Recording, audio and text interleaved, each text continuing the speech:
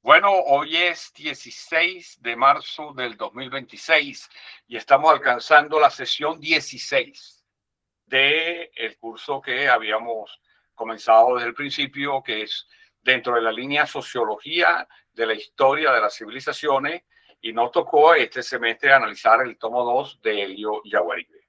Así que este es una sesión para discutir las observaciones que tengan, los comentarios, sugerencias, y después, si hay tiempo, anunciamos una cosa, sobre todo de la tercera clase que queremos abrir, que es, o la tercera parte de una nueva línea. Pero eso, si hay tiempo, si no, ¿qué importa? Lo más importante es ahorita los comentarios de ustedes. Y vamos a comenzar con uno que dijo el hermano Bernardo, y le vamos a pedir que por favor lo repita para que quede grabado para la historia. Por Sí, favor. sí. Yo estaba diciendo que el material es tan extenso, es tan complejo todo, que haría falta más tiempo o no sé qué otra forma, porque uno tiene tantas cosas que hacer, entonces más que una lectura así por encima, tratando de puntualizar algunos puntos. De todas maneras, aunque esto no se puede profundizar, a mí personalmente me ha dado una visión de algunos aspectos que no conocía. Entonces, eso es importante porque uno va globalizando su propia información y comparando, ¿no? Comparando ideas, comparando situaciones, que sí sirve, ¿no es? No, vamos a decir, es una información general puntualizada por un señor que interesante, que trató de transmitir eso, que uno la lee y trata de entender. Lógicamente, eso es decir que de todas maneras, de otra forma tampoco se puede hacer. No sé qué dice el profesor, ¿no? Claro, entiendo el, la pregunta, porque además es similar a la que se hizo en el otro curso. Yo quería primero decirle, para comenzar, el Yaguaribe hizo una obra muy buena con todas las críticas que uno pueda tener en relación a muchos de sus conceptos, etcétera, pero es una obra clásica. Esa obra va a quedar clásica. Ahora, ¿qué era esa obra? A él le pidieron, la UNESCO lo contrató, un proyecto de investigación bien interesante, para que él pusiera al día una obra clásica de Alfred Weber, que es esta, que es la que vamos a ver el semestre que viene, Historia de la Cultura. Esta es una obra clásica porque es el comienzo de la creación de una línea de trabajo, de disciplina, que es la sociología de la historia, que se va a diferenciar de la filosofía de la historia. Por eso que surge, por lo menos se publica en 1935. Este libro, y yo aquí quiero señalar algo anecdótico, era de mi tío abuelo, que él me lo regaló. Y precisamente cuando él me lo regaló, como yo tengo la costumbre de poner la fecha, fíjense cuando él me lo regaló. Aquí aparece, creo, bueno, poquitico, a lo mejor no se ve, pero en este caso ahí está. Me lo regaló en 1971. Me regaló este libro. Es decir, que este libro es de del año 50 y pico o principios de los 60. Historia de la cultura. Y por supuesto está como por parte, porque está todo deshilachado, etcétera. Y este libro lo trabajé, y cuando yo comencé esta línea de docencia aquí en el doctorado, en el año 2000, yo di esta asignatura con ese mismo libro. Es decir, hoy en día hace 35 años que él me lo regaló y sigue siendo una joya. Claro, esta vez vamos a ver una visión que fue la que conseguí en electrónico, del poco más cercana, que de todas formas se los puedo poner en electrónico, porque lo tengo en electrónico, lo puedo poner Profesor, ¿no será lo que te inspiró a ti a trabajar la cultura? totalmente, Ah, totalmente. bueno. Es que por eso lo señalo, porque este libro para mí, yo lo leía y claro que iba a comprender, eso fue hace, digamos, fue en 71, hace 54 años, no 55 años, hace 55 años. Entonces, pero a mí me impactó muchísimo, me impactó y es como que diríamos quizás el término de Jung me dio una pulsión por conocer la historia. Después, yo, por supuesto, lo he leído varias veces y aquí en el doctorado lo he dictado 3 veces. Ya este semestre que viene sería la 4ª. Y comparto plenamente tu opinión de que uno lo puede seguir leyendo y va consiguiendo cosas. Porque ¿qué es lo importante? Es un clásico. Este es un clásico. Imagínense que Elio Yaguaribe dedicó 2 tomos, más de 1000 páginas, casi 1500 páginas aproximadamente, para actualizar este libro. Y la sorpresa para uno es que incluso cuando uno lee a Yaguaribe se da cuenta, y ha leído a que este todavía, publicado en 1935, él es el hermano de Max Weber, Alfred Weber, publicado en el 35, todavía sigue teniendo vigencia. Y además, con una cosa adicional, ya este autor señalaba a lo que pudiéramos llamar Iberoamérica o América Latina, ya señalaba como una civilización, cosa que no hace Yaguaribe, por ejemplo. Entonces, estos libros son clásicos. Y son clásicos y uno da una lectura y una discusión y se asoman elementos. En mi caso, por supuesto, como he estado trabajando por bastante tiempo lo que son las civilizaciones, uno va ganando bagaje y el bagaje lo va ayudando cada vez más. Y entonces uno va comprendiendo cosas, pero que hay tantos problemas civilizacionales. Y el libro da para mucho, por supuesto, estos libros de Yaguaribe, comparto, y la ventaja que van a tener, porque, por ejemplo, en el caso, excepto Fran y Janet, que vienen del semestre pasado, y Reyes también, ustedes que llegaron en este semestre solamente trabajaron el tomo 2. Entonces, sin el tomo 1 hay una cantidad de cosas que, digamos, iban hiladas y no se comprenden bien. Pero lo bueno de de Alfred Weber es que sí él habla desde el principio, digamos, lo que pudiera ser de la prehistoria hasta llegar a 1935 con Occidente. Es decir, que hay por lo menos es un solo libro. Aquel son 2 y son muy buenos, pero quedan cosas. Por supuesto que quedan cosas. Y precisamente esas cosas que quedan, hay algo que yo aprendí con ustedes y sobre todo por la ventaja de esta tecnología, es que en la medida que iba viendo la profundidad de las preguntas de ustedes, yo decidí organizarme para responder esas preguntas de la manera más formal posible. Y entonces comencé a hacer lo que ustedes están viendo desde hace como 5 sesiones para acá, que es que me presento con todas las preguntas de ustedes que han sido entregadas a tiempo, porque cuando la entregan el mismo día, el lunes, es más difícil incorporarla, pero como afortunadamente la mayoría de ustedes entregaba las preguntas mucho antes del lunes siguiente, uno tomaba esas preguntas y las organizaba y las iba respondiendo. ¿Por qué? Porque es tan amplio todo lo que tiene que ver con este libro y las civilizaciones, que lo que podemos hacer es ir respondiendo a lo que son las interrogantes que ustedes tienen, porque lo más importante es, en mi caso como docente, acompañarlos a ustedes en su reflexión.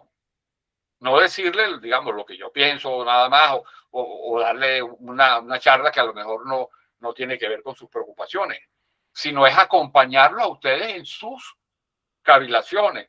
Por eso es que para mí el guión de cada clase eran las preguntas de ustedes, porque eso me decía, mira, aquí hay un interrogante, aquí hay otra, etcétera. Entonces hay muchísimas cuestiones que quedan, porque, por ejemplo, imagínense, digamos, cuando uno hace el proyecto, porque ¿cómo funciono yo?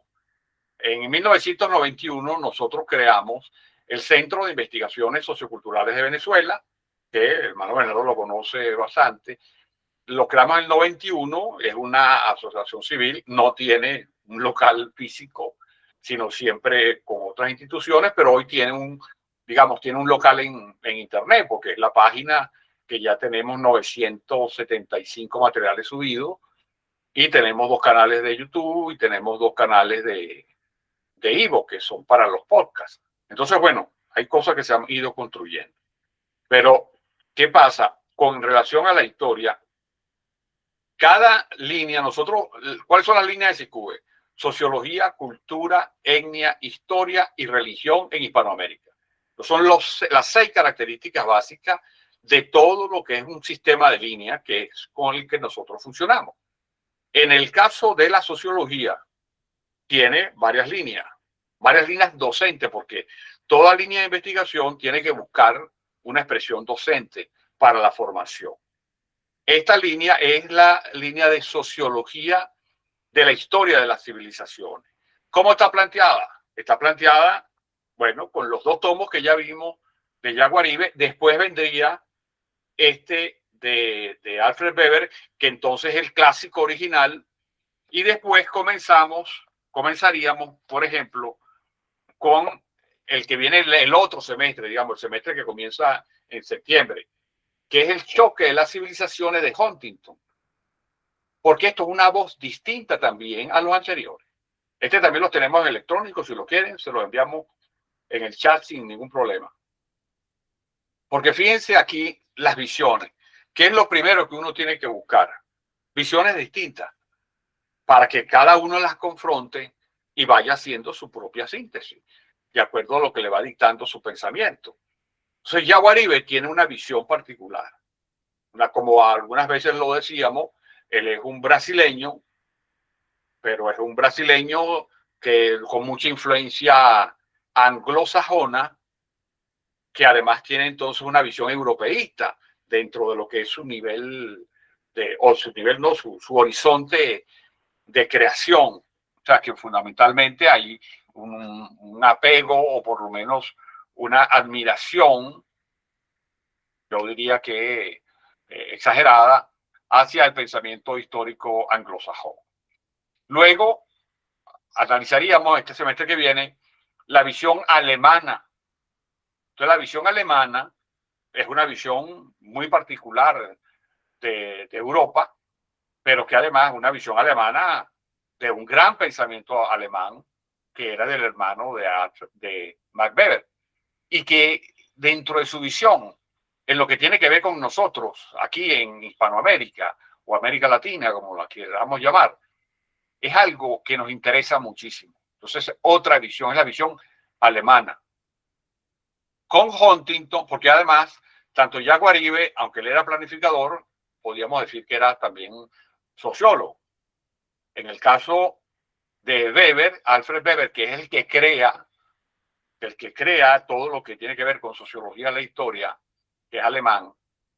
Pero ahora con Huntington, que sería no este semestre que viene, sino el de septiembre, ahí tenemos ya la visión anglosajona, pero no anglosajona, la visión americana. Y para decirlo americana, con todo como digamos, con todas las características, era una visión de alguien que primero es un politólogo, es otra disciplina. Es otra disciplina. Los otros 2 son sociólogos, este es politólogo, es otra cosa. Pero además un politólogo que él era asesor del Pentágono y era asesor de los sectores dirigentes en los Estados Unidos. Por lo tanto, podríamos decir que Huntington representa la visión del establishment pensante de los Estados Unidos. Entonces, eso es otro elemento para uno confrontarlos. Pero ¿qué le vamos a añadir? Porque antes teníamos una relación de 5 semestres, ahora tenemos una de 10. ¿Qué es lo que viene después de Huntington? Que ya sería el primer semestre del 2027. El asesor o el teórico de Putin, que es Dagin, creo que se pronuncia así. Entonces ya la visión que tiene Putin del mundo. ¿Para qué? Todo eso nos va enriqueciendo. Digo, enriqueciendo de información que podemos calibrar, esto nos gusta, esto no nos gusta, etcétera, todas unas cosas. Estoy buscando a ver si consigo un texto que esté por lo menos en castellano o italiano o inglés, un texto que nos diga la visión del Islam. La cosa es que la visión del Islam no es una sola. Hay dos, por lo menos está la Chi, que fue de un material que algunos materiales que había escrito el anterior Ayatollah, que podía ser interesante, pero no era un libro completo. Pero tendría que haber una visión sunita. Luego también quería ver, digamos que eso está planteado, es una proposición que tenemos acerca de la civilización hispánica. Todo un conjunto de cosas que se vienen manejando interesante, donde Iberoamérica se coloca en una posición central muy importante. Luego estaríamos, digamos, si hablamos de civilizaciones, nos faltaría la China y la hindú, porque la africana ya la tenemos también. Tenemos texto, además lo vengo trabajando hace muchísimo tiempo. Entonces, que eso nos pudiera dar unas visiones, digamos, de civilizaciones. Pero otra línea que tenemos para el caso de la sociología de la historia es una línea docente que todavía no la hemos vuelto a traer acá, porque también la dimos en el doctorado del 2000 al 2008, que es una visión, pero ya para concentrarnos en lo que sería Hispanoamérica o América Latina, como queramos llamarla. Entonces, por ejemplo, para irle añadiendo elementos a esto, ahí hay 3 tomos que nos da una primera panorámica por problemas de América Latina o Hispanoamérica. Pero luego está la magnífica obra en 9 tomos dirigida por Carrera Damas, que es la historia, que es ya la visión histórica de América Latina, con 9 tomos muy interesantes. Entonces, estas son las cosas que nosotros en parte la hemos dado, en otra parte no la hemos dado aquí en el doctorado ni en ninguna parte porque no ha habido cómo hacerlo. Pero eso es la idea de cuando se abre una línea de investigación que además tenga una línea de docencia. Porque todo esto nos permitiría tener cada vez más un pensamiento grueso, sólido, científico, sobre las cosas civilizacionales, incluyendo lo que tiene que ver con nuestra América. Eso es la idea. Entonces, por ejemplo, lo que planteaba el hermano Bernardo acerca de que Yaguaribe es muy denso, incluso los capítulos, 40 páginas de él, no es fácil leerlas en una semana, a menos que estés solamente dedicado a los estudios. Pero bueno, tenemos que trabajar con las condiciones que tenemos. Entonces, bueno, por eso es que también pedimos e insistíamos en lo que tiene que ver con los controles de lectura, porque de esa manera a cada uno le va quedando un primer acercamiento y por escrito de cada uno de los capítulos. Por supuesto, los que vieron los 2 tomos, lo tienen de los 2 tomos. Los que vieron solo un tomo, de un solo tomo. Pero eso ayuda para uno volver otra vez después sobre ese tema diciendo, mira, me quedó esto, cómo lo amplío después de acuerdo a los intereses que tenga cada quien. Y con una ventaja que nunca nosotros habíamos tenido, que lo logramos gracias a que mi hija y mi yerno viven en Estados Unidos, tienen el canal de Google Meet y nos permiten a nosotros. Por eso es que ustedes, la invitación que le llega no está a mi nombre, sino está a nombre de mi yerno, que es como mi hijo también, Víctor Teixeira. Entonces eso nos permite tener un canal y grabar y además montarlo en nuestros canales de tal forma que pueda ser visto recurrentemente por todos aquellos interesados.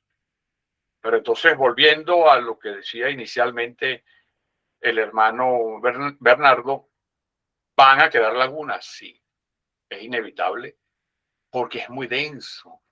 Se trata de una visión histórica. En el caso, si se suma el primer capítulo, o sea, el primer tomo de Yaguaribe, él hace una visión prácticamente desde el Paleolítico. Es un trabajo de resumen inmenso. Por eso es lo valioso de la obra es un resumen gigantesco, a partir del Paleolítico, pero además con una cultura general muy amplia. Evidentemente, era una persona muy, muy estudiosa y muy capaz, porque él dijo algo que era de donde partía, ni siquiera el Paleolítico, sino mucho más, del origen de la Tierra, del origen de la vida. Cuando él, en los primeros capítulos, asoma la idea de que él todavía no asumía, hasta lo que yo recuerdo, pero que le parecía interesante lo que se llama el principio antrópico. Eso es impresionante, porque el principio antrópico, que es uno de los principios que está en discusión y que tiene por lo menos bastante partidario en la física, en la ciencia física. La física tiene como uno de los principios más aceptados, discutido todavía, pero tiene un número creciente de personas que lo aceptan, que es el principio antrópico. Y bueno, nada más con el principio antrópico tendríamos para discutir un semestre, porque además ahí se uniría la visión del campo religioso mundial con la visión de la historia universal. Entonces, el caso de Yaguaribe son dos tomos clásicos, eso ahí no hay ninguna duda. Y por supuesto,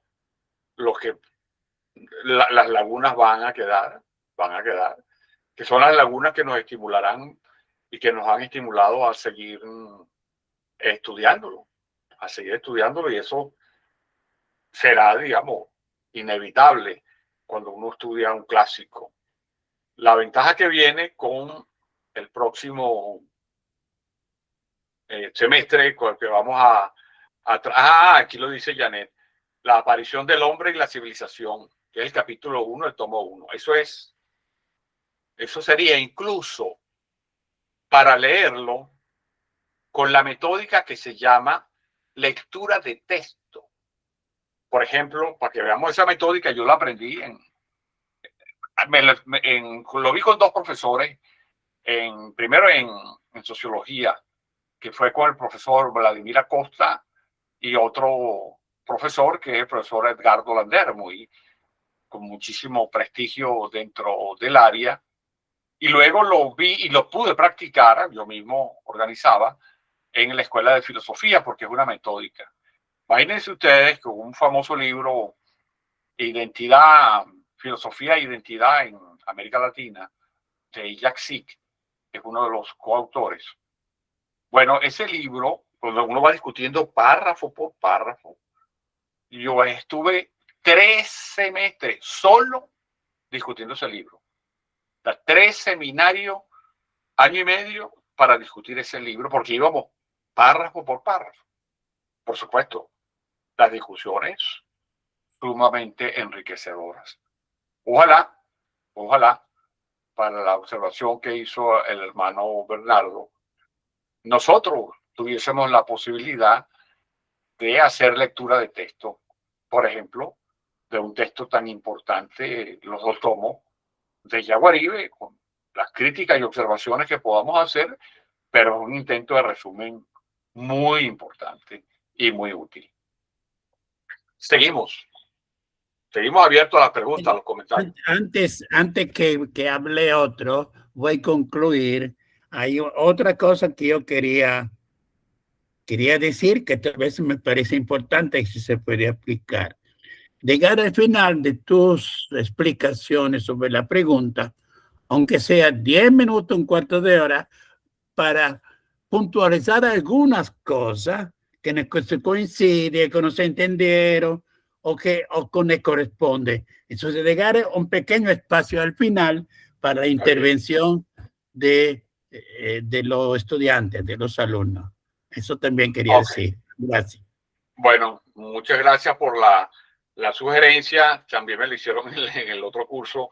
La tomaré en cuenta. Entonces, lo aplicaré, pues. Lo aplicaré a partir de la otra, dar un pequeño una pequeña conclusión de cada capítulo de acuerdo a lo que uno lo ha pensado.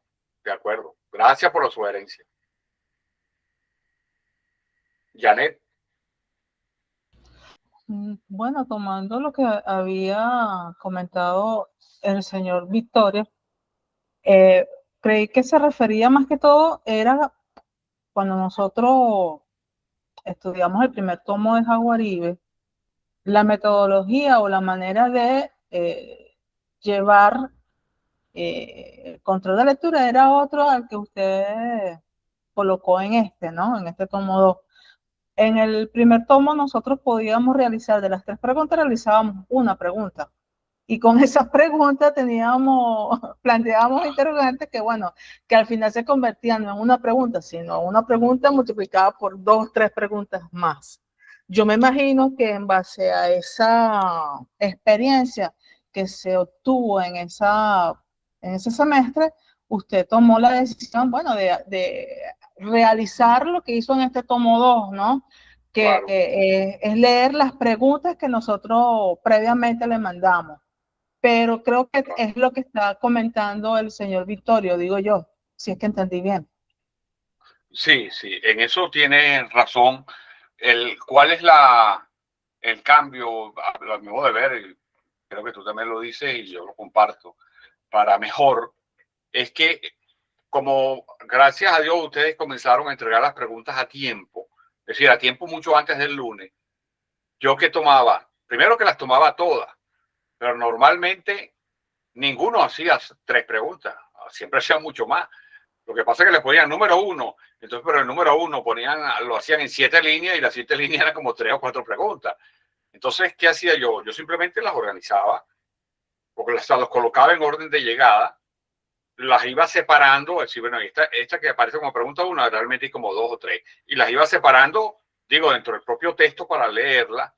Y entonces, ¿qué hacía? Cuando ya las tenía todas, o además en la medida que las iba copiando, yo empezaba a reflexionar, decía, ajá, ¿qué hay aquí? Aquí está tal problema, esto lo puedo unir con tal cosa. Entonces, yo mismo me hacía un guión.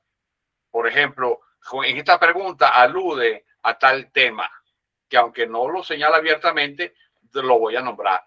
Y entonces hacía un estudio de sus preguntas, porque así, por una parte, me aseguraba con sus preguntas que iba a responder cosas que a ustedes les interesaban, que no era un tema ajeno, sino yo estaba trabajando para sus propios temas, para acompañarlos en su propio proceso. Y luego iba viendo cómo había preguntas que aludían a 3 o a 4 cosas.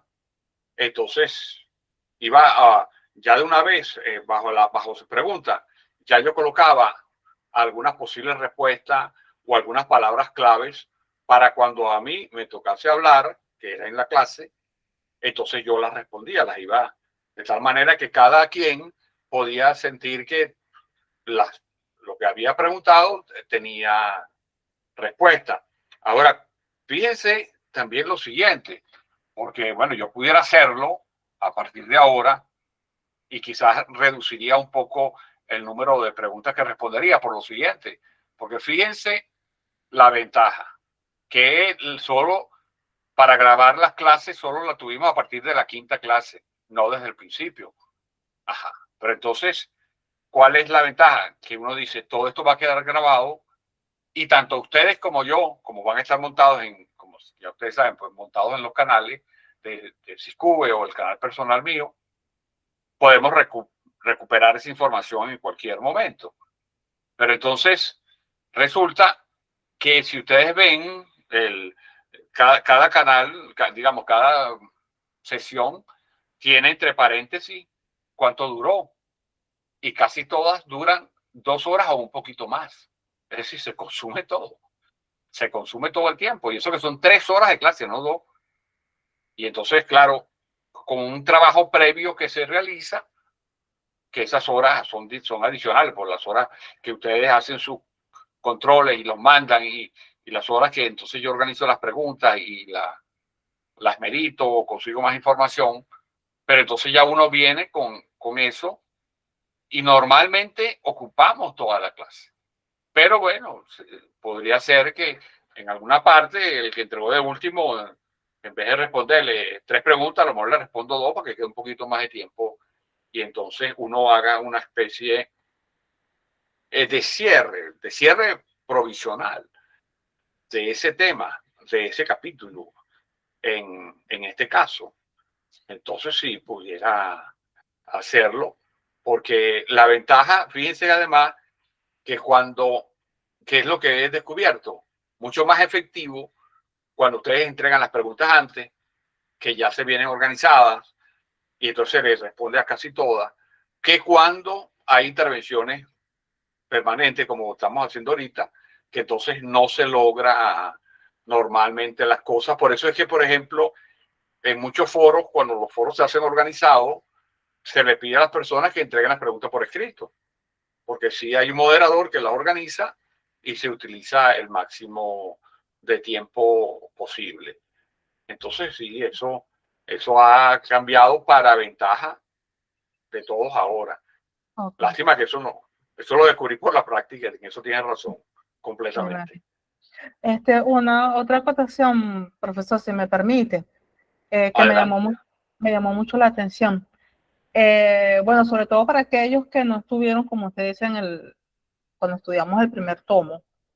Cuando usted vuelve otra vez al ciclo, ¿verdad? Dios mediante, que vuelva otra vez a tocar este tema de Jaguaribe y toque nuevamente el tomo 2, sería importante hacer como especie de la primera sesión un pequeño resumen.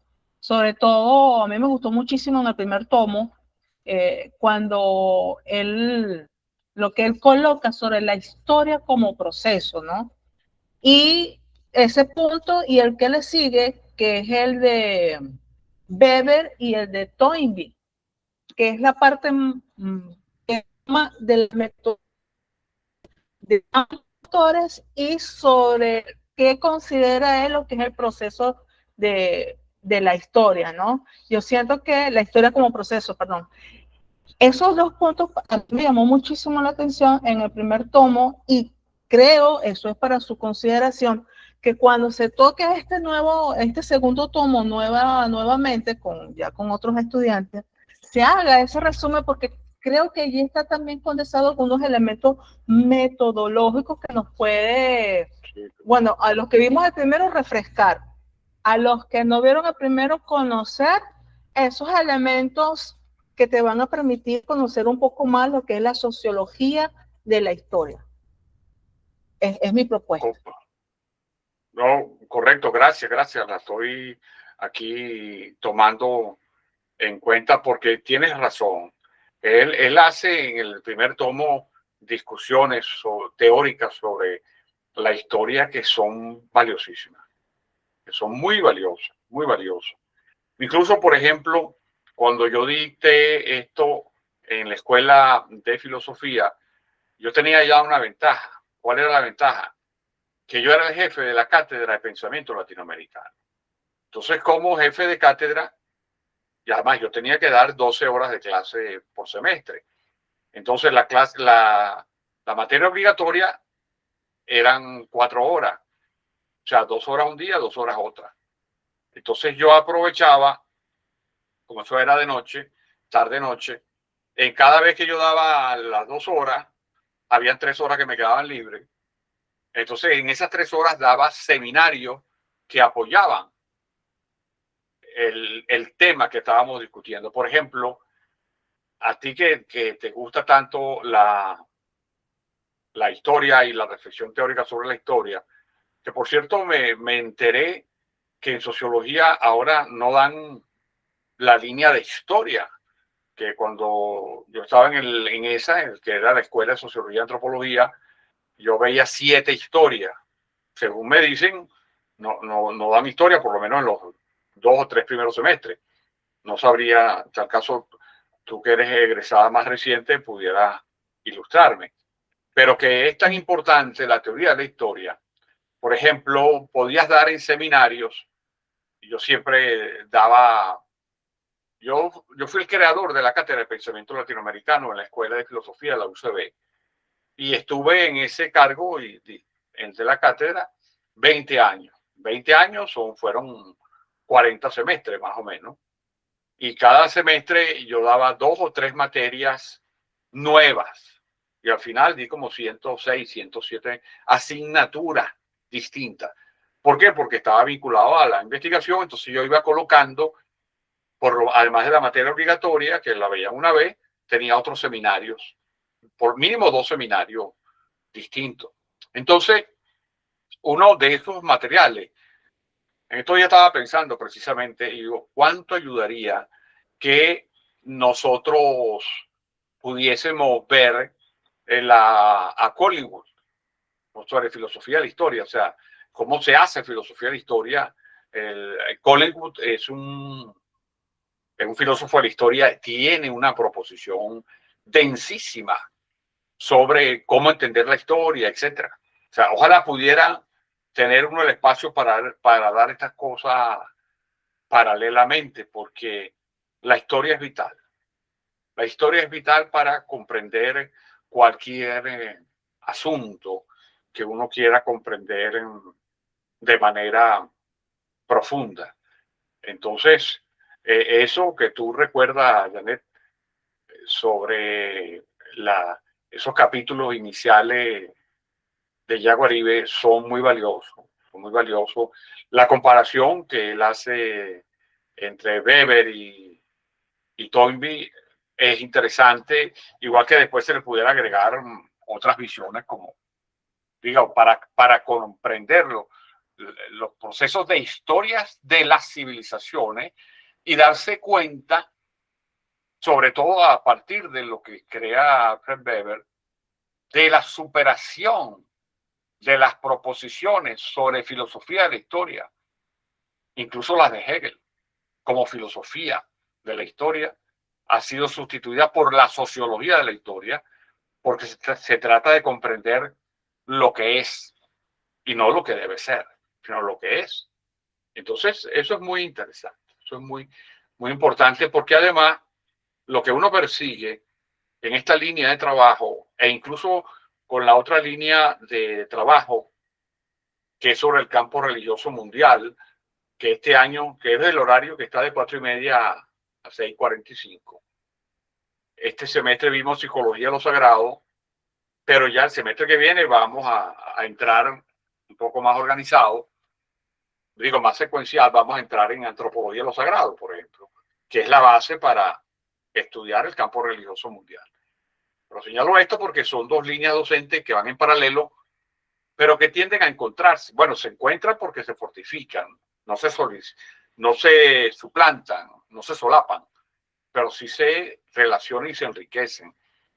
Mucho más porque cuando se planteó, que yo lo planteé en el doctorado, primero en la Escuela de Filosofía del 98, más o menos, con algunas cosas, pero luego más organizadamente aquí en el doctorado en sociales, en el 2000, es que estaba convencido de lo que decía Huntington, que había una lucha de civilizaciones. Y aunque en el año 2000, hace 26 años, se pensaba que eso había sido superado porque se hablaba del encuentro, incluso de manera irresponsable. Un autor que lo que buscaba era un impacto comercial, como Francis Fukuyama, que se le ocurrió el absurdo de decir que después que cayó el muro de Berlín y que se disuelve la Unión Soviética, se llega al final de la historia. Eso es algo tan ilógico, tan irracional, que uno se sorprende que eso haya tenido tanto éxito como proposición. El final de la historia, eso es algo absolutamente irracional para quien tenga formación en la historia. Bueno, y aún con ese boom, yo compartía lo de Huntington, que lo que hay es una lucha civilizacional. Aunque tengo una visión distinta a la de Huntington, incluso tengo un artículo escrito en contra de la visión que Huntington tiene sobre los hispanoamericanos o latinoamericanos. Totalmente en contra. Pero sabía que tenía razón. Es una lucha civilizacional. Y cada vez va a estar más clara. Por eso es que es importante que al menos, por lo menos en el doctorado, lo que uno intenta modestamente ayudar a construir es la posibilidad de que se cree un espacio para una reflexión profunda sobre las civilizaciones y que podamos responder a una pregunta. Pero para eso hay que seguir, digamos, trabajando, estudiando. Pero hay una pregunta que tenemos que hacer. ¿A cuál civilización pertenecemos nosotros? ¿O a cuál civilización queremos pertenecer? Lo que no podemos es afirmar que no pertenecemos a ninguna. No, no. Pertenecemos, nos guste o no. Y cada quien puede decir, bueno, yo pertenezco a esta, pero quiero pasarme para tal otra, etcétera. Lo que cada uno individualmente piense que sea lo correcto. Pero es que si hoy no se comprende que hay una lucha de civilizaciones y de cómo se conforman las civilizaciones, o sea, si no hay un pensamiento profundo, no vamos a poder interpretar lo que está pasando ahorita y lo que va a seguir pasando por lo menos hasta la mitad del siglo XXI. No sé qué podrá pasar después porque es difícil prever. Pero la lucha de civilizaciones continúa. Y aquello que pensaba que era el fin de la historia en los 90 y que entonces después, en el año 2000, esa teoría se convierte en que avanzamos hacia una civilización única, como era la afirmación que hacía suya Yaguaribe. Eso era también una proposición de futuro. Ya esa no va. Ya esa no va. Ya la que va, que se está haciendo, es de que hay 4 civilizaciones que están viendo cómo quedan ellas y que van a controlar en el mundo, y hay otras 4 civilizaciones que están por fuera porque no han terminado de cuajar, no han terminado de conformarse como civilizaciones. Entonces, ¿cómo hacemos para comprender ese fenómeno? Porque ese fenómeno tiene que ver con lo religioso, con lo político, con lo cultural, con otro elemento que nosotros lo trabajamos en otra línea de docencia, que todavía no la hemos abierto en el doctorado. No sabemos si lo abriremos, dependerá de si hay interés, que es lo étnico. Lo étnico. Entonces, ¿cómo comprender lo étnico desde su origen? O sea, desde el origen de qué es lo étnico, cómo se conforman los grupos étnicos. Hay toda una corriente, inicialmente desde la antropología, que ayuda mucho, pero los principales estudios que se hicieron, por lo menos entre los años 70 hasta los 90, para comprender la dinámica mundial de lo étnico, fueron los estudios soviéticos. Muy interesante, muy interesante.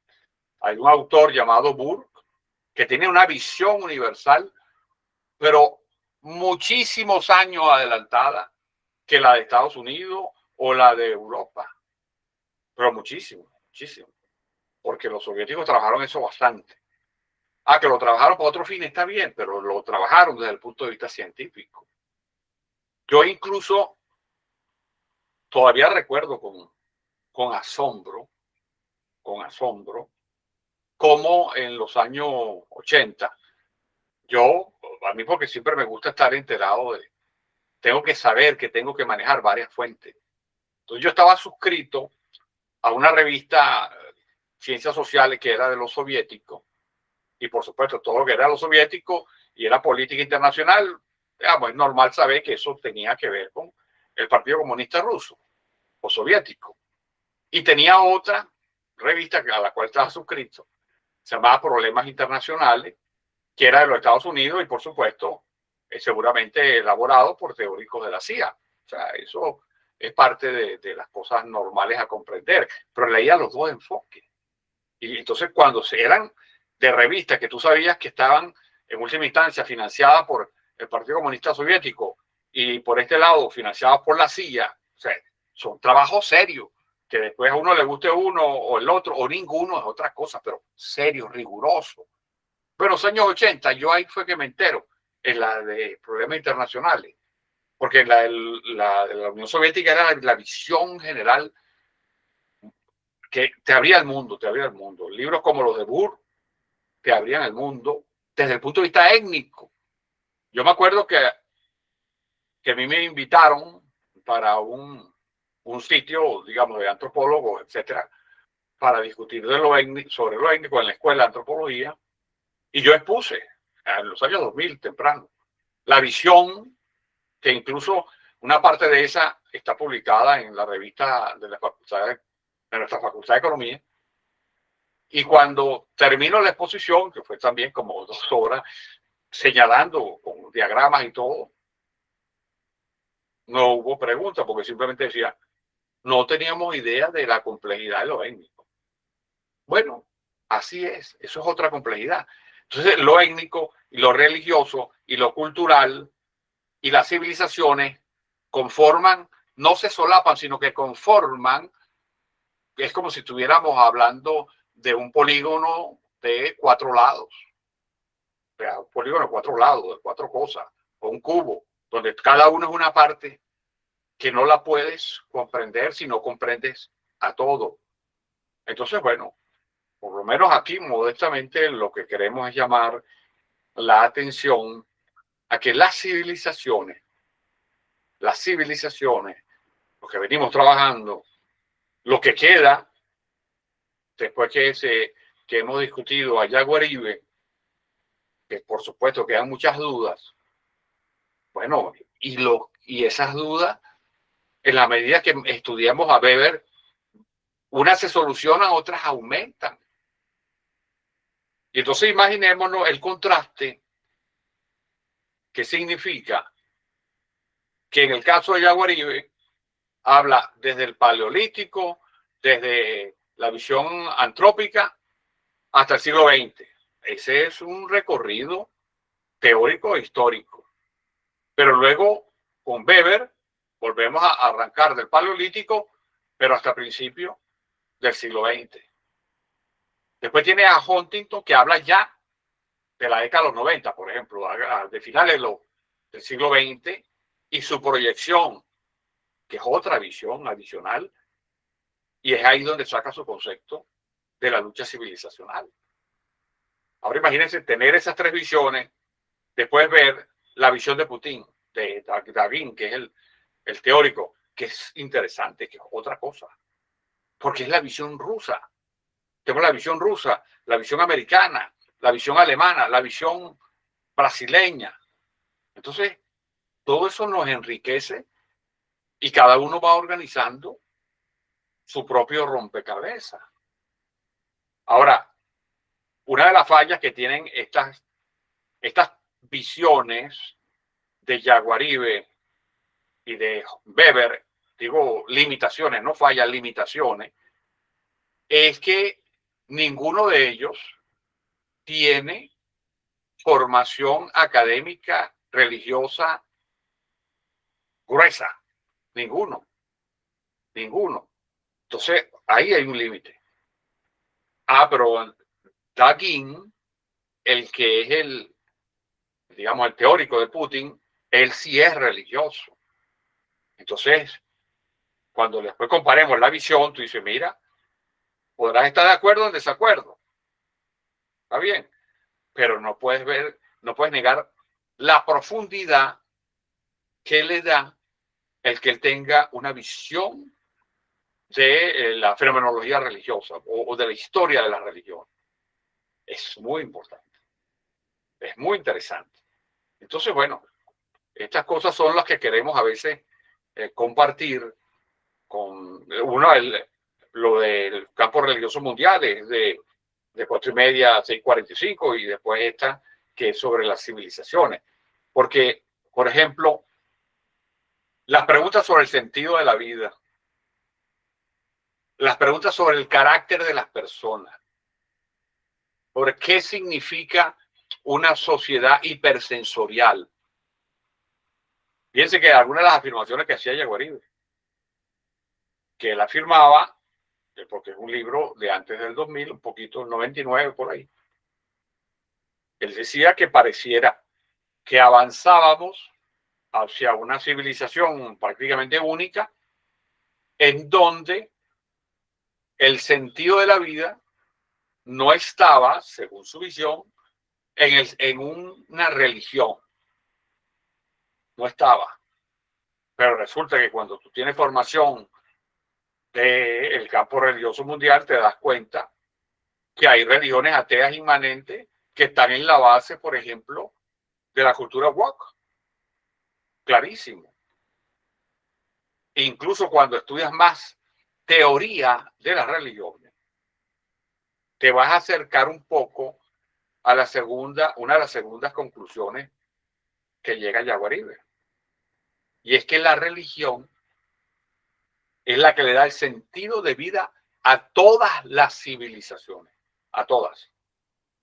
Entonces, esas son estas cosas que uno aprende, a la necesidad de compartir con distintos autores, de distintas visiones, para uno ir elaborando una síntesis lo más abierta posible, pero una síntesis que pueda intentar comprender el mundo como globalidad que es. Pero en la historia te dicen que el mundo global también es un mundo con una línea temporal de realización. Porque vamos a ver, Huntington, por ejemplo, él va a hablar de la lucha de civilizaciones de los 80 para acá. Ajá, y te va a analizar la geopolítica actual, prácticamente. Actual para ese momento, para los 80, 90. Pero ¿cuál es la línea de tiempo que a lo mejor Huntington tenía sobre cómo surgen las civilizaciones?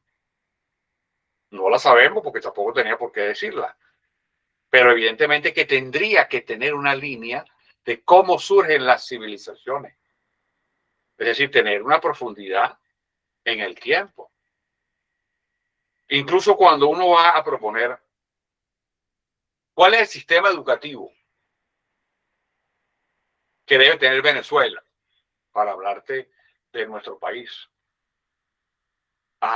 Tienes que tener una idea de cuál es la Venezuela actual. ¿O qué es lo que hoy llamamos Venezuela? Que es precisamente una de las cosas que les había anunciado, que es una tercera línea de trabajo que quiero abrir en el doctorado, que será, si Dios quiere, lo logramos presentar a tiempo, sería los jueves a las 7 de la noche. ¿Cuál es esa línea? La línea es pensar la venezolanidad, tejer la red, hacer cada quien su cebucano, cada uno hacer un cebucano, que es pensar la venezolanidad. No es, eso sería un curso de perfeccionamiento profesional que duraría 20 sesiones. Digamos, si logramos terminarlo y que lo aprueben, etcétera, podríamos comenzar en abril. Dura 20 sesiones. Este semestre, el seminario va a durar 14. Este duraría 20 porque es un curso de perfeccionamiento profesional al cual pueden entrar cualquiera de ustedes, digamos, cualquier persona que sea egresado universitario. Se dice pensar la venezolanidad porque no vamos a trabajar qué es el venezolano. No, porque el venezolano es esto y esto y esto. No. Vamos a pensarlo, la venezolanidad como cualidad del ser. Entonces cada uno se irá. Por ejemplo, nosotros tenemos que por lo menos el 25% de los venezolanos viven afuera. Alrededor del 20% viven afuera. Eso es otra Venezuela. Otra Venezuela. Fíjense, son más habitantes que lo que en personas son más, 8 millones son más personas que los que habitan Cuba, por ejemplo, o que habitan República Dominicana, o por lo menos República Dominicana y Costa Rica, si mal no recuerdo. Entonces estamos hablando de muchas personas. Entonces, ¿qué ha significado eso? ¿Qué es lo que hoy es Venezuela? Entonces se abre un tema de reflexión de aquí en adelante, porque existen en la práctica dos partes de Venezuela. Entonces, ¿qué es lo que es el ser venezolano? ¿Qué es lo que es la venezolanidad? Es un espacio para reflexión, en donde además vamos a estar 6 profesores. Porque esto es una idea que surgió inicialmente por una inquietud que ya la había pensado por su cuenta el profesor Javier Seoane, y era algo que yo había trabajado en la Escuela de Filosofía. Entonces, bueno, acordamos un curso que queremos que fuese, que pudiera ser algo más amplio para el futuro. Vamos a ver cómo va. Entonces, el profesor Seoane, que se ha especializado en su línea de trabajo sobre los ensayistas venezolanos. Por ejemplo, ¿qué pensaba que era Venezuela Arturo Urlar Pietri, Augusto Mijares, Vallenilla Lanz, Briceño Iragorri, etcétera, que han dicho el venezolano es esto, el venezolano es esto? Bueno, esa es una conferencia que nos va a dictar el profesor, porque ahí va a estar también la profesora Moraiba Trivisa y Pozo, que nos acompaña aquí como parte de la docencia, ayudándonos, pero ella va a tener 2 conferencias sobre qué.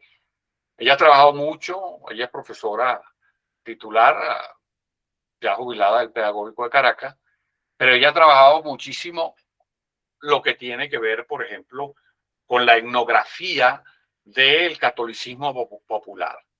Y dentro de eso ha realizado unos trabajos etnográficos, especialmente sobre diversas advocaciones de la Virgen y sus fiestas y su forma de devoción en Venezuela. Muy interesante. Ella nos hablará de todos esos casos. Va a tener 2 sesiones. Esos somos los. Luego vendrán 3 profesores venezolanos, pero que viven en el exterior. Por ejemplo, el profesor Gabriel Morales, quien es doctorando de este doctorado en ciencias sociales, que vive en España, y él está trabajando la diáspora venezolana. Cuando yo me jubilé de la Escuela de Filosofía en 2010, él fue nombrado director de la Cátedra de Pensamiento Latinoamericano. Tiene una experiencia importante en todo eso, pero además ha trabajado y sigue hoy en día trabajando la diáspora con muchos números, pero con reflexión filosófica, porque él es filósofo interesante. Él nos va a dictar 2 conferencias. Está también una profesora de dedicación exclusiva jubilada de la Simón Bolívar, quien es doctora en cultura latinoamericana y del Caribe, que es la doctora Isabel Rodríguez Barradas, familiar, prima de Huáscar Barradas, el músico. Ella es experta en literatura y en lengua española y la literatura tradicional popular. ¿Qué significan los personajes, por ejemplo, de Tío Tigre y Tío Conejo? ¿Qué significa el tríster que se encuentra en alguna manifestación venezolana? Tríster, que es T-R-I-C-K-S-T-I-R, tríster. Entonces, ahí ella tendrá 2 conferencias. Y luego también tendremos a la doctora Zaindra Borges, egresada de la Facultad de Medicina de la UCB, que ha hecho posgrados en gerencia de la salud, pero sobre todo en lo que es la salud pública. Ella fue investigadora del CENDES aquí en Venezuela y junto con otros médicos y sociólogos escribieron ese famoso libro del CENDES, que era sobre la experiencia de barrio adentro, en donde, entre otras cosas, demostraron que eran falsos los datos que daban, que realmente era una manera de más de control político que de ayuda sanitaria, etcétera, etcétera. Bueno, y fue tan grande ese proceso que tuvo que exiliarse. Pero entonces ella ha seguido trabajando, por supuesto, la salud pública, pero sobre todo pensándola desde lo específicamente venezolano que se ha dado en la medicina. Porque cuando tú a veces escuchas en la diáspora, no, porque los médicos venezolanos en Chile no lo quieren dejar ir porque son buenísimos por esto y por esto. Hay características. Entonces, todas estas cosas, imagínense, cada uno sea un hilo. Porque una de las cosas que queremos decir es que pensar la venezolanidad hay que pensarla por hilos e irlo tejiendo. Y todo lo que nos va a dar ese tejido, eso es parte de la venezolanidad. Y eso es algo que se irá tejiendo y descubriendo a lo largo de las discusiones, a lo largo de lo que proponga cada una de las personas que se vaya a incorporar, etcétera, etcétera. Entonces, bueno, este es lo que pensamos abrir una corriente, no una corriente, sino queremos luego ampliar el lugar académico administrativo de esta experiencia que inicia como curso de perfeccionamiento, pero que como pueden ver ustedes que han visto historia, eso tiene que ver con la historia de Venezuela, eso tiene que ver con las etnias de Venezuela, eso tiene que ver con la relación de Venezuela con la civilización a la cual pertenece. Porque en definitiva, actualmente y desde hace mucho tiempo, miles de años en algunos casos, los países pertenecen a civilizaciones. Y entonces cuando se hace esta reflexión sobre las civilizaciones, vamos a tener un marco teórico mundial para ayudarnos a comprender el caso de Venezuela. Porque incluso con todo lo que significa con la diáspora, hay experiencias de países que tienen dos existencias, los que viven en el país original y los que viven en la diáspora. ¿Qué atención se le ha dado a eso? Es interesante. Entonces, bueno, estas son algunas cosas, algunos temas que pensamos de lo que es nuestra tercera línea de docencia, que tiene que ver ya con responder a qué es Venezuela, pero no dando las respuestas a priori, no, sino pensando. Y entonces, bueno, por ejemplo, hay que vamos a decir que la identidad es tal cosa y tal cosa, como si fuera cosificada. No, nadie va a decir eso. Lo único es que nosotros podemos demostrar, desde el punto de vista lógico, que todo ser histórico tiene una conciencia histórica, si lo vemos desde posiciones materialistas. Pero también podemos decir que todo ser histórico se ha dado en una sociedad con un sentido de la vida que le ha hecho pertenecer a una civilización, para hablar en una escala mayor. Y así vamos entretejiendo diversos hilos. Esa era la tercera línea docente, que simplemente queríamos decirle hoy hacia dónde vamos. Todavía estamos en el proceso de diseño, esperamos terminarlo pronto, por supuesto, para presentarlo a la CEAP, que es la comisión administrativa, que bueno, se sabe cómo son los requisitos que hay que cumplir administrativamente. Vamos a ver si comienza, y es posible, creo, que podamos comenzar este semestre. Pero esto todo se lo digo también porque con este semestre cumplo un año que me reincorporé a la Facultad de Ciencias Sociales, especialmente al doctorado. Que en un año de reincorporación me siento, bueno, imagínense, yo me jubilé en el 2010 y en el 2010 uno tenía un proyecto, decía, bueno, me jubilo y me dedico a la investigación, pero una cosa dice el burro y otro quien lo arrea, para decirlo de una manera más ruda. Entonces, resulta que no, la docencia sigue siendo importante e interesante, porque entonces no te es fácil conseguir en otra parte un núcleo para discutir profundamente y secuencialmente un tema. Un tema, eso no lo consigue. Uno creyó que sí lo podía conseguir, no, no lo consigue. El crecimiento, por ejemplo, en mi caso, que uno tiene cada semestre con las discusiones, con las preguntas que ustedes hacen, con la posibilidad para uno o la obligación de volver a leer un material que uno lo lee y después dice, oye, mire, esto no me he dado cuenta. Y entonces me recordé, mejor dicho, recordé una frase que decía Borges, el escritor argentino, Jorge Luis Borges. Él decía, una vez le preguntan, bueno, ¿y usted está al tanto del boom de la narrativa latinoamericana, etcétera? ¿Qué libro está leyendo? Entonces él dice, bueno, mira, yo estoy leyendo los libros que ya había leído. ¿Por qué? Porque cuando uno lee un libro que había leído hace 15 años, hace 20 años, 5 años, descubre otras cosas. Descubre, sobre todo cuando son los libros clásicos, los libros gruesos, Entonces, eso me lo permite la docencia, volver a leer los libros. Y por eso le enseñaba el de Weber.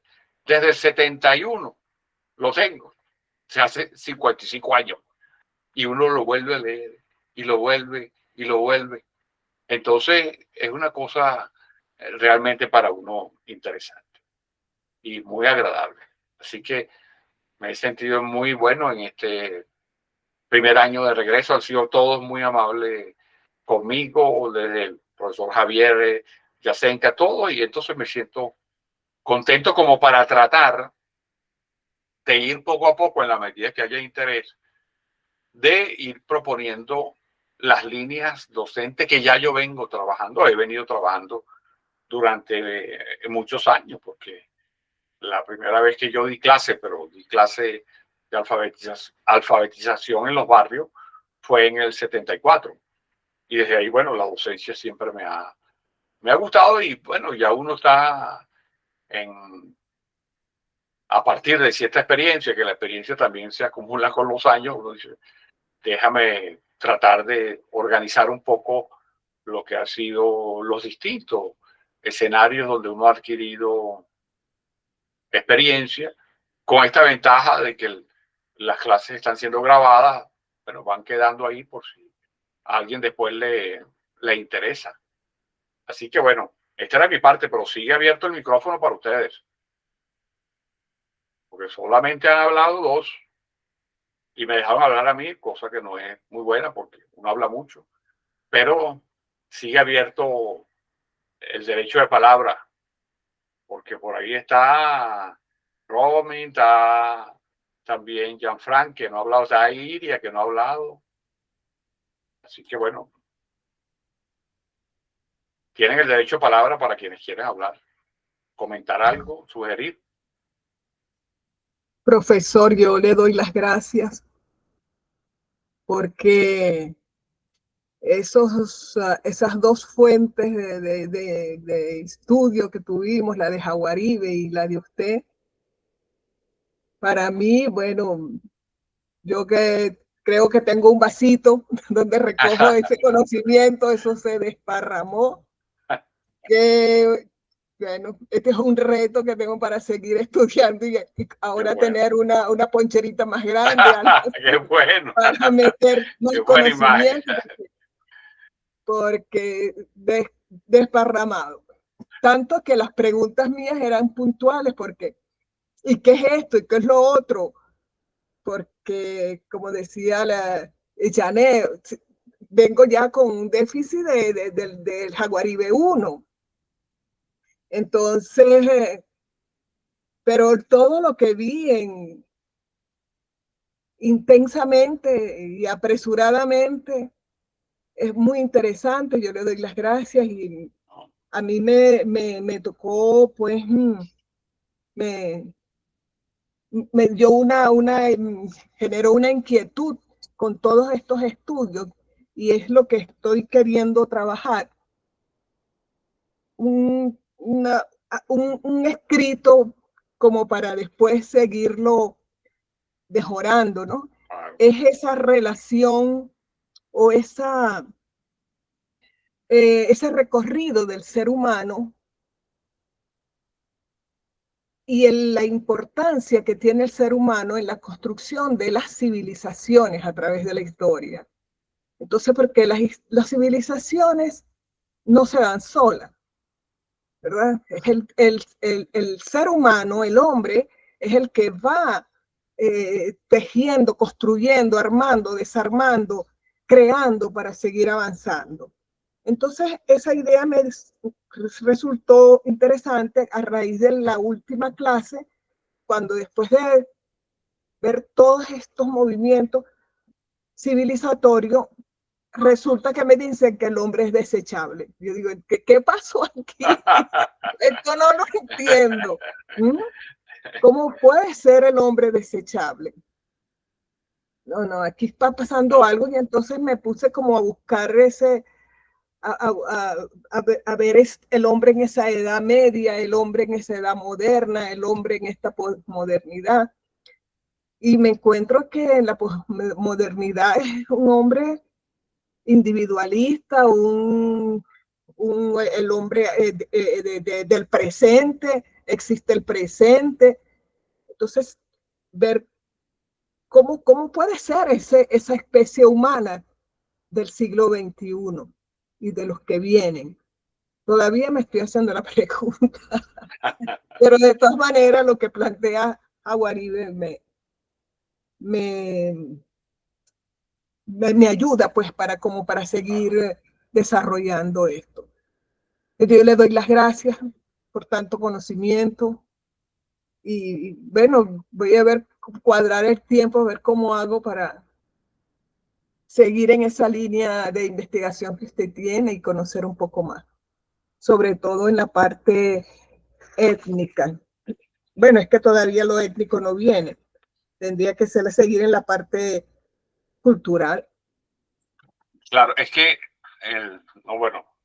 no termina y después.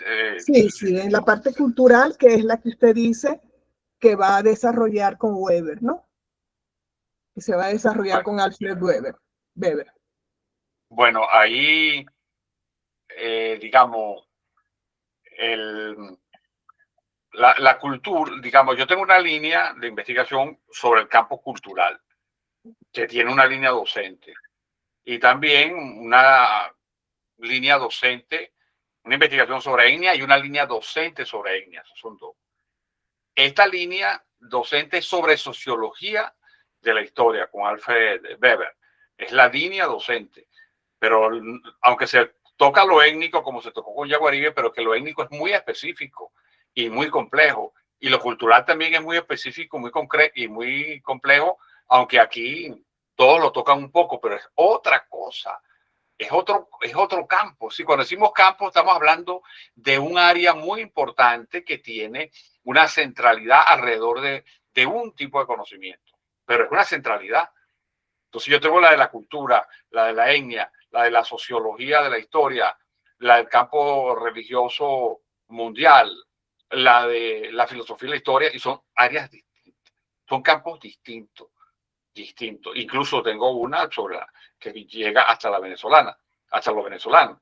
Son separados. Ahora, con Weber tendrías varias ventajas. Primero que es un solo texto, ahí todos vamos a trabajar lo mismo y de una vez todo el mundo va a entrar igual. Luego que él sí le va a dar un énfasis a lo que en ese tiempo, en el 35, se tenía como concepto de cultura, tanto como para hablar de historia de la cultura.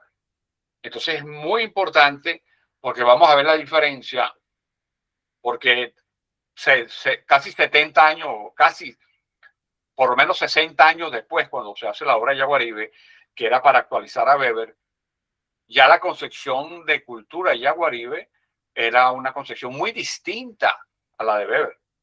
Entonces cuando Weber plantea historia de la cultura, ahí está entendiendo cultura como, bueno, otra cosa, lo veremos con la discusión, otra cosa interesantísima, pero es casi algo que el hermano Bernardo dijo alguna vez en sus preguntas, que si, bueno, que si la cultura y la civilización, o la civilización es lo que hace el ser humano, la civilización es todo lo que hace el hombre, etcétera. Sería prácticamente, en el caso de Weber, asomarse a la idea de que cultura es igual a civilización. Entonces, lo que ya Jaguaribe habla abiertamente de civilización y coloca a la cultura como un subsistema social, para la concepción de cultura que tenía Weber, no es un subsistema, es igual a la sociedad. Eso es lo que vamos a ver con...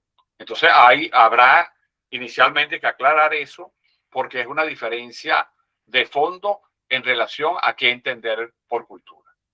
Entonces, fíjate que aquí estamos hablando de algo ya que pertenecería a la parte docente sobre cultura, pero que es necesario aclarar aquí porque eso es bastante importante, bastante importante. Oh, y muy, muy bueno lo que dijiste, y ya le voy a dar la palabra a Ronnie, muy interesante lo que dijiste, y de una vez te digo un axioma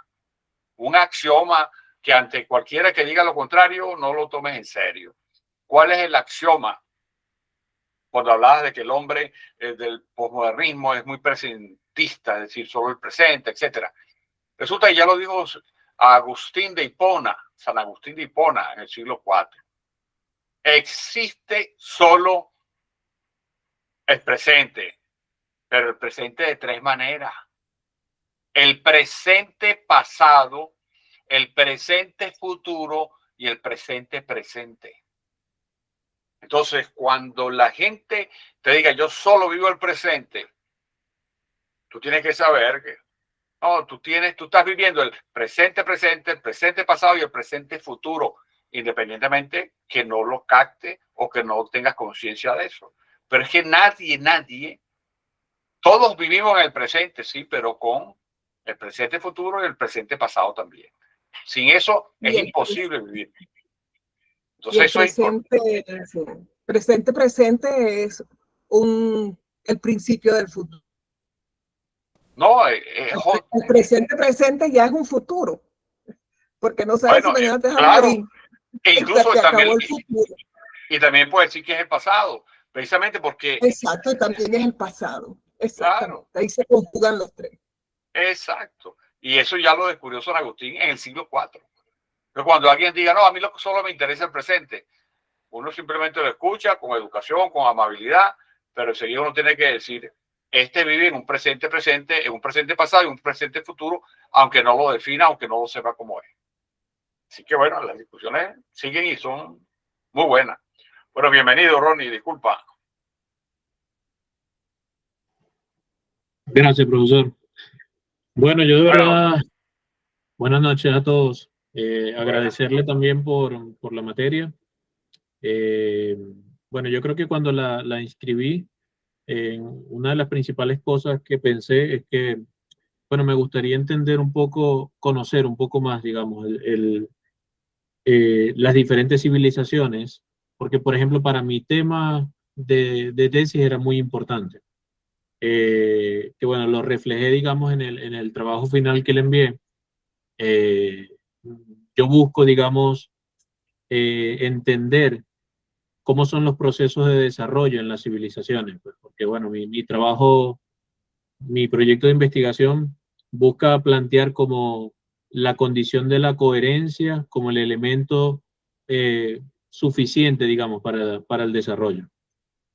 Y bueno, creo que con Jaguaribe logré entender que, bueno, que en muchas civilizaciones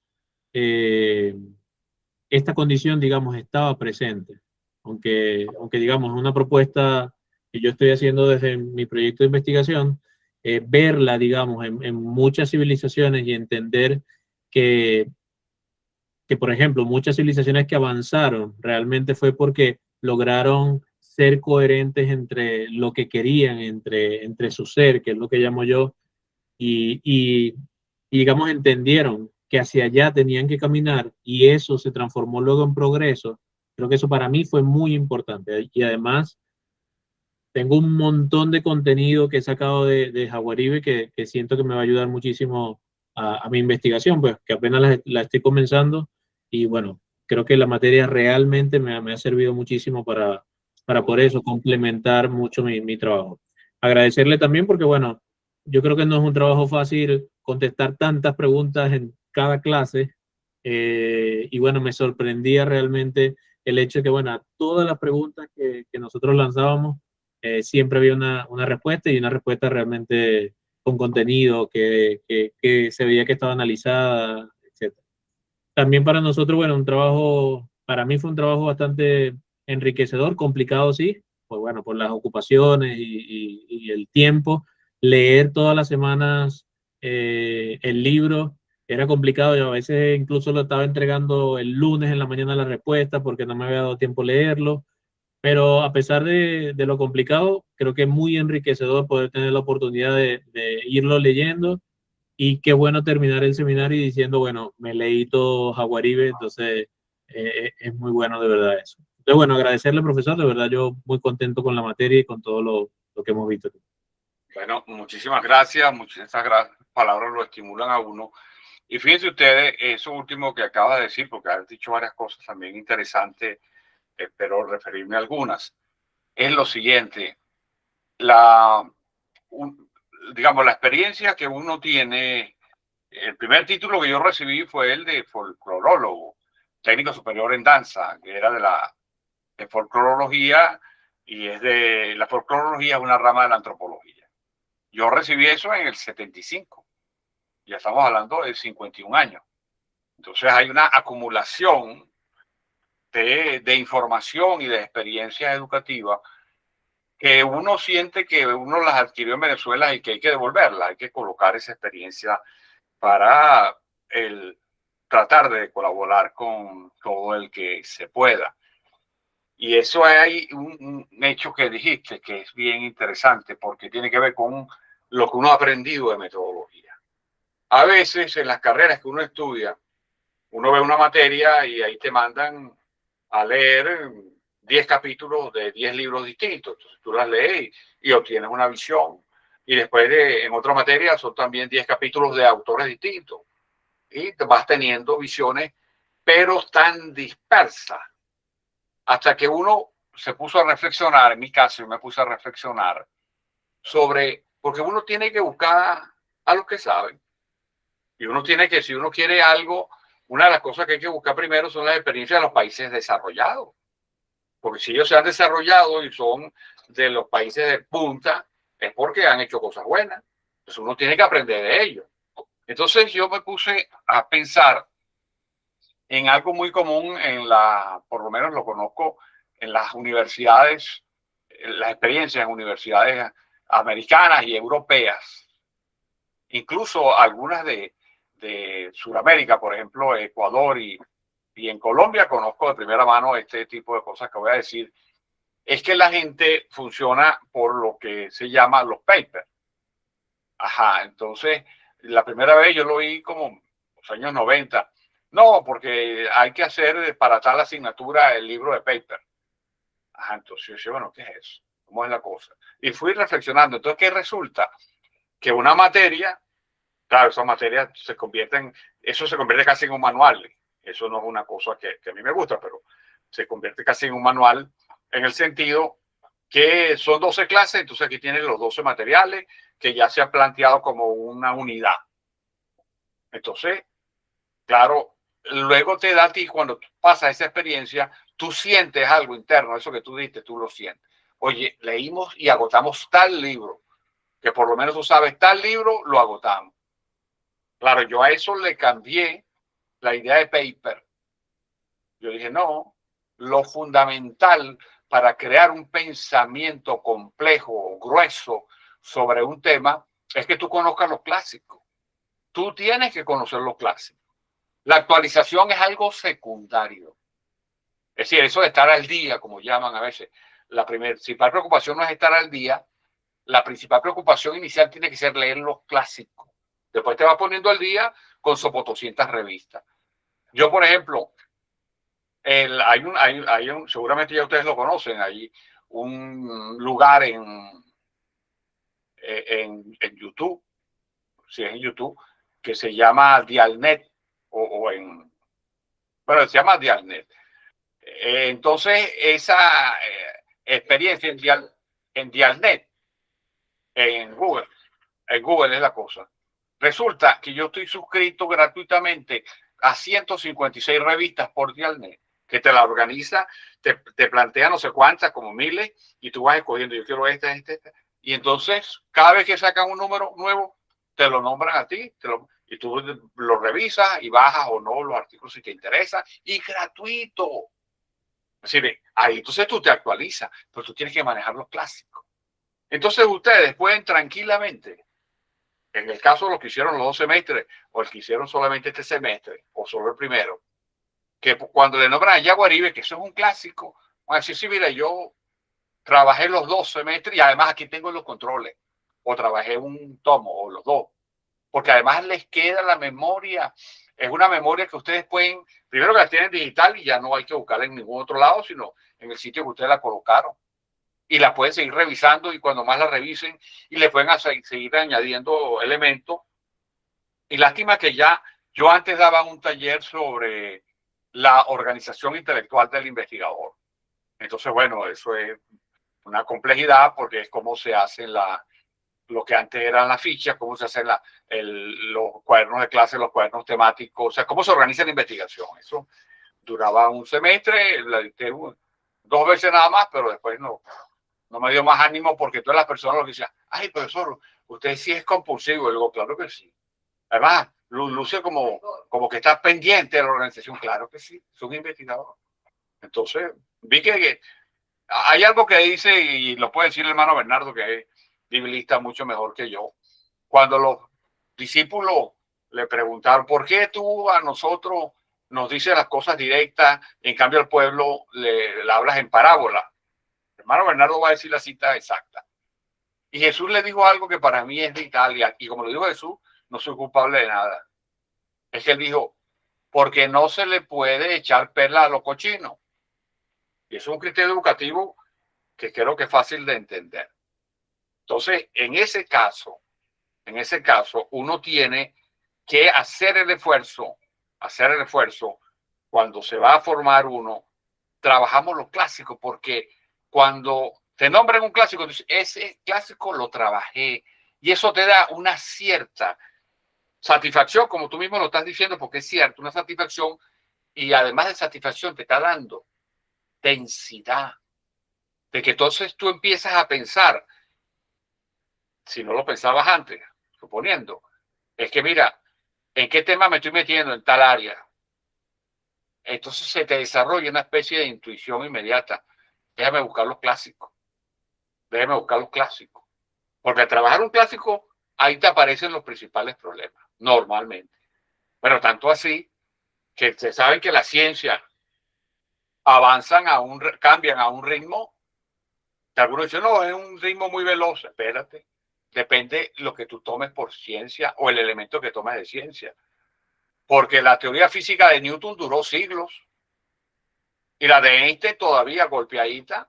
La teoría de la relatividad, sobre todo la específica y la general, digamos las dos, la teoría de la relatividad todavía aguanta, pero ya no cubre todo. O sea, dura varias décadas.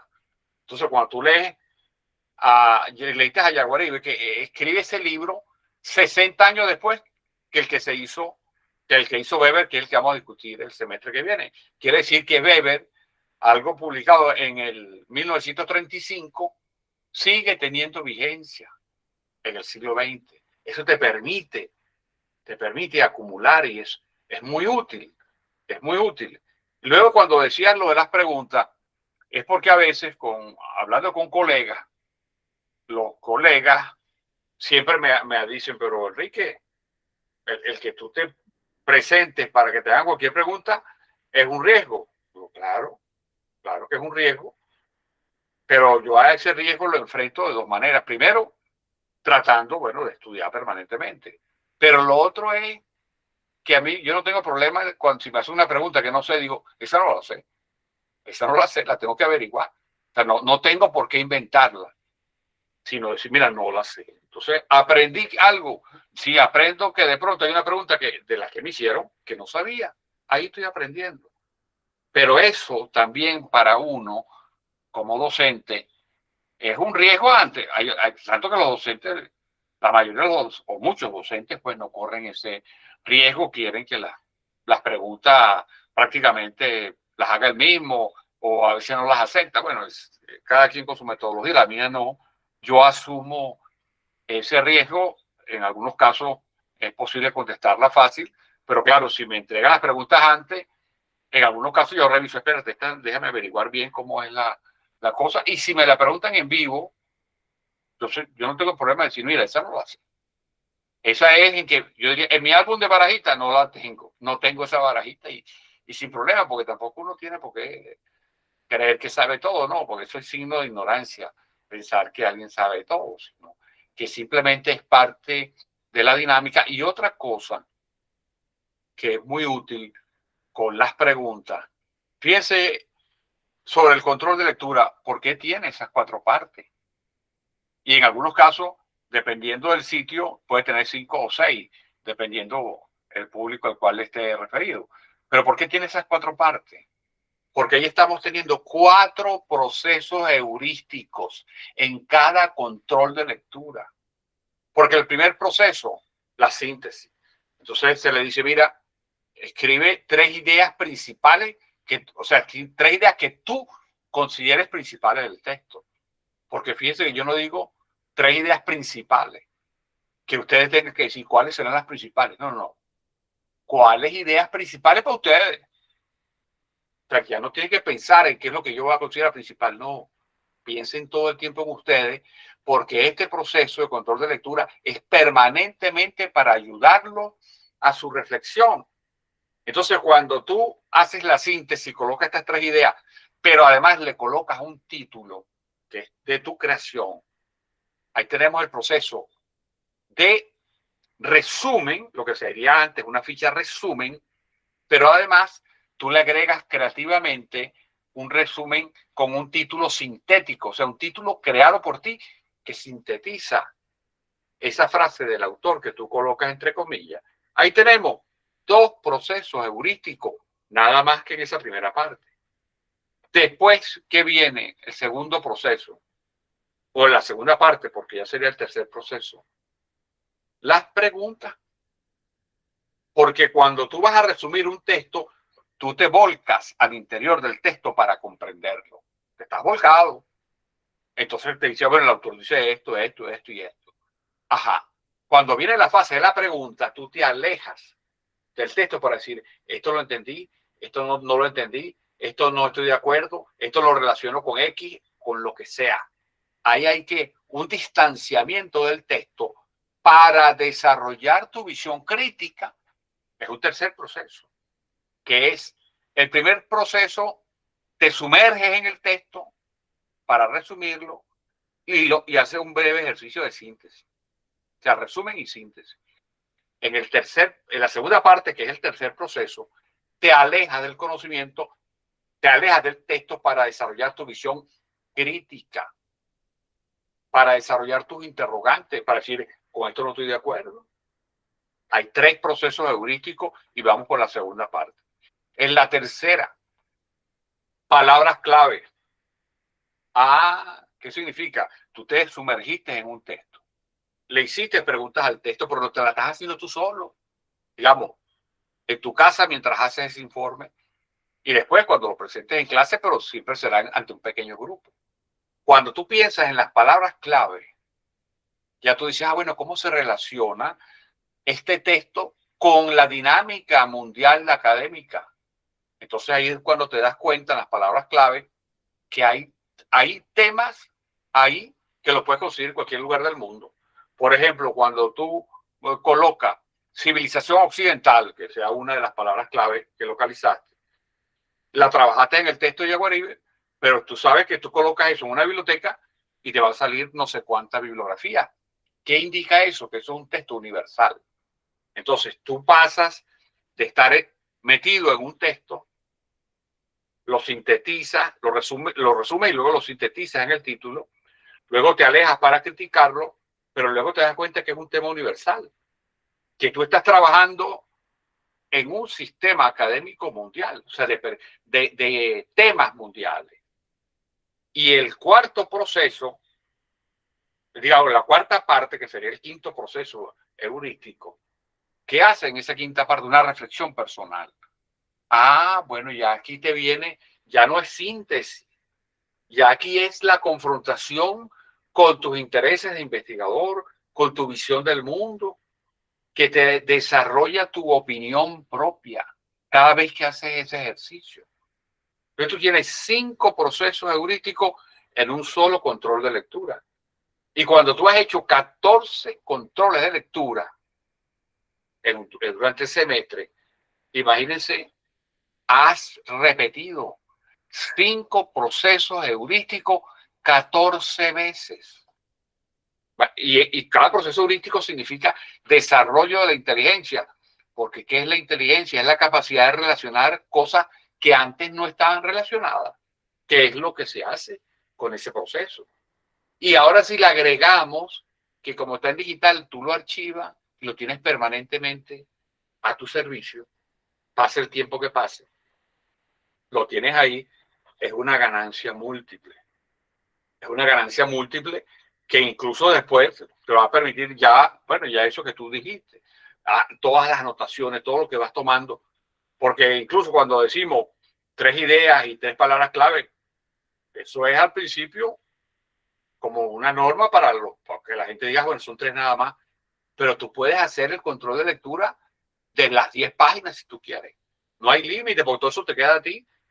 Tú puedes hacer 20 preguntas, aunque solamente tomemos 3 para poderlas discutir en grupo, pero tú haces 20, si las quieres, las que te salgan, porque en definitiva, ese control de lectura es una experiencia intelectual de cada quien, es su propia experiencia intelectual. Y cuando uno a veces hace una reflexión y dice, oye, si yo hubiese conocido, en mi caso es creado por mí, esta idea del control, este tipo de control de lectura. Entonces yo digo, oye, si yo hubiese aplicado este mismo control de lectura desde que yo empecé a estudiar, ¿cuántas cosas no tendría ahorita? A mano, porque era mi propia experiencia intelectual. Que eso es ahora lo que yo disfruto divulgando esa herramienta, porque es la experiencia intelectual de cada uno. Y que cuando lo ven, incluso suponiendo lo pudieran aplicar en otras materias, aunque no se lo entregan al profesor. Pero para ustedes eso les queda. Entonces, esa es una de las cosas, digamos, desde el punto de vista metódico, que hemos querido pues, discutirlo y conversarlo con ustedes en su proceso. Y sí es cierto que cada pregunta de ustedes también me hace crecer. Me hace crecer y no tendría ningún problema. Si alguna pregunta en vivo no tengo respuesta, lo diría. Porque precisamente lo que buscamos es el intercambio del conocimiento, la posibilidad de aprender. Y mientras más libertad haya, más posibilidades tenemos de aprender. Y por eso es que todo el tiempo le digo, ese control de lectura es de ustedes. Por eso es que no hay que inhibirse con las preguntas, las que ustedes quieran, porque es la libertad lo que lo abre a uno para empezar a relacionar cosas. Incluso yo, por ejemplo, si algo a mí me pone nervioso, es cuando alguien dice, bueno, profesor, yo voy a hacer esta pregunta, pero me parece como tonta o loca. Yo digo, esas han sido las más duras que me han hecho. Porque cuando uno tiene la libertad de pensar cualquier cosa y de decirla, esas cosas son a veces muy complicadas y son muy buenas. Entonces es sin inhibiciones, es sin inhibiciones. Así que también muchas gracias por tu palabra y por tu intervención. Profesor, Bueno, quería comentarle Iria. que esos controles de lectura permiten un ejercicio de coherencia con todo el tema que estás estudiando. Porque Exacto. aunque no te lo hayas leído todo desde el principio, las 200 páginas, tú llegas a tener como el tema central, los temas centrales y principales de lo que está tratando el autor. Entonces te vas ejercitando en el desarrollo coherente de ideas, pues, de reflexión, de lo que tú quieres, de lo que tú vas comprendiendo. Porque sea errado o no, pero es lo que tú vas comprendiendo. Exacto. Exacto, eso. Tienes toda la razón, tienes toda la... Es correcto esa afirmación, porque nos obliga a irnos organizando y después eso se transforma en una costumbre. En la medida que más lo practicamos, ya se transforma en una costumbre, en lo que diría Bourdieu, un hábito intelectual. Porque lo importante es la creación de los hábitos, que por cierto el concepto de hábito que crea o que desarrolla Bourdieu para la sociología es tomado de la escolástica medieval de la Iglesia Católica, que era la creación de hábitos. Y por eso es que se pudieron hacer esas grandes obras, porque desarrollas un hábito de lectura, un hábito de organización del pensamiento, un hábito de escribir. Eso es lo que se busca. Y es cierto, estos hábitos te permiten por lo menos tener una primera visión que te va quedando de cada lectura, que por supuesto cuando algún día la repites te vuelven a salir más cosas, pero eso es parte del propio desarrollo intelectual, del ejercicio intelectual de cada uno, y siempre abiertos a crecer, pues. No sé si Gianfranco, que es el último que está sin hablar, por si acaso, si tiene algo que decir. Bueno, No, yo estoy no, está bien, está bien. satisfecho con el desarrollo del seminario. En realidad, bueno, a mí me gustó más la dinámica de este semestre, por lo mismo que usted le da tiempo de desarrollar la respuesta. Más bien, yo no me contengo en hacer 3 preguntas, pues. No, yo El sé que muchacho me puede... tú nunca has hecho 3 preguntas, sino siempre hace como 9, 10 por ahí. Chévere. Sí, no, ya eso varía cada capítulo, porque a lo mejor un capítulo me da 5, el otro me genera más duda, me inquietud, tengo 20. Claro, Y también me perfecto. acuerdo que el semestre pasado había preguntas que tenía que ver con el tema estético. Bueno, porque bueno, el tomo 1 tenía aspectos que se relacionaban más con mi propuesta de tema, que usted a veces me decía, así como acaba de decir, que no, no tiene conocimiento o exponía aquello que sabía. Pero bueno, Exacto. porque me parece mejor tener esa preparación. Claro, claro. No, está bien. Y bueno, Bueno, no sé, sigue, sigue. no era eso, que la dinámica me gustó, pues. En Bueno, cuanto a la perspectiva, bueno, quiero ver cómo se contradice la diferencia entre la propuesta de Gaguaribe, esta propuesta glosagona, con la alemana de Weber. mira, vamos a ver una cosa muy interesante, muy interesante. Lo bueno que es Que más bien yo... No, profe, adelante. no, que lo bueno que un solo libro, pero no se confíen porque el problema que también el libro tiene es en, como el hermano Bernardo trabaja editorial, es pica 8 o pica 7, el tamaño de la letra, o sea, más chiquito. Entonces, el libro tiene menos páginas, pero cuando uno le ve la letra, la pica es más chiquita que el libro de Yaguaribe, por lo tanto,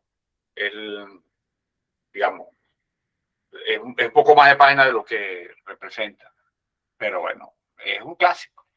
Y lo importante es que son clásicos, que eso ya pasa a ser un insumo para el conocimiento muy importante. Y por eso es que siempre nos gusta trabajar, digo, en estas cosas que sea posible, pero no, tratamos de traer un libro completo clásico.